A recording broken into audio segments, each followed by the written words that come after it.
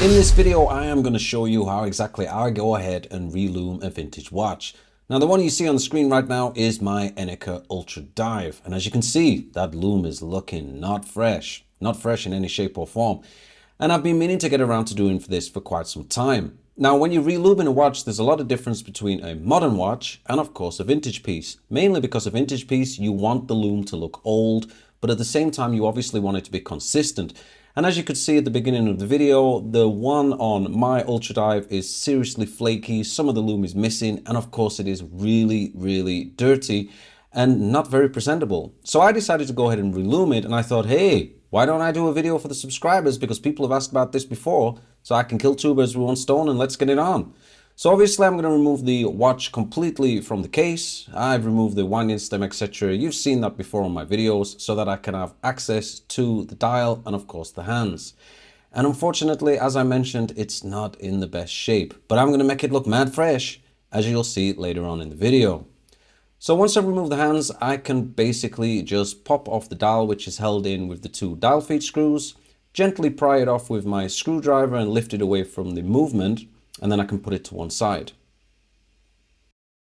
So the first thing that you're going to need to do now is remove that old, disgusting, nasty lume from your watch. Now the way that I do this is by using an old oiler, and I really take my time. Obviously the video's been speeded up because it would take forever and you guys would get seriously bored.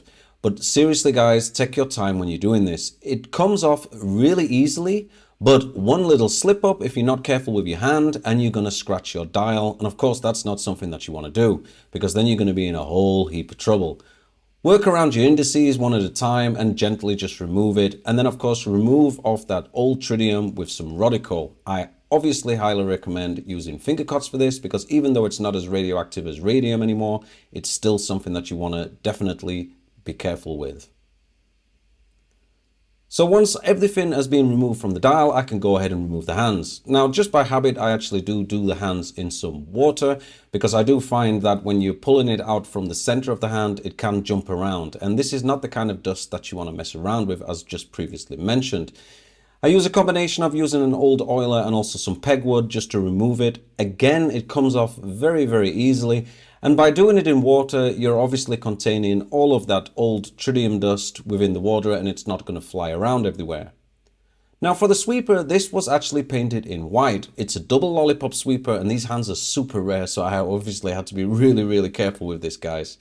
Removing the old tritium, and then to remove the paint, I use some acetone, which is like a nail varnish remover, and it will strip off that paint really easily without obviously scratching the hand underneath.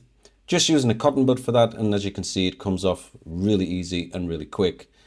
I do give the hands a little bit of a treatment in some alcohol just to give them an extra clean, and then I will give them a quick blow dry. So now that all of the old lume has been removed from the dial, from the bezel, and from the hands, I'm ready to go and start on with the new lume. Now the first thing that I'm going to do is I'm going to paint my sweeper hand, because it is white and I'm using a white paint. And as you can see, I'm not using a paintbrush. I highly recommend using a very sharp piece of pegwood. It'll work similar to like a fountain pen, and it will just drop the paint on in a really nice, easy method. Now for the lume preparation, with this one I'm using a Bourgeon. Now you can use another modern lume, you could use Superluminova, and because I'm adding a paint to it, it will lower the luminous rating drastically, which obviously is what I want for a vintage watch anyway, because you don't need it to be super bright. It's a vintage watch and you're not really going to be using it for brightness anyway. I add in the luminous compound, and then I add in a lac, which is like a matte varnish. I always go a little bit thicker with this rather than thinner, and I like to do that because I find that it's easier to work with. Now once you've added in your varnish, you can mix up the compound together until you get like a paste. You want to kind of get like a gluey consistency, and you certainly don't want it to be too runny.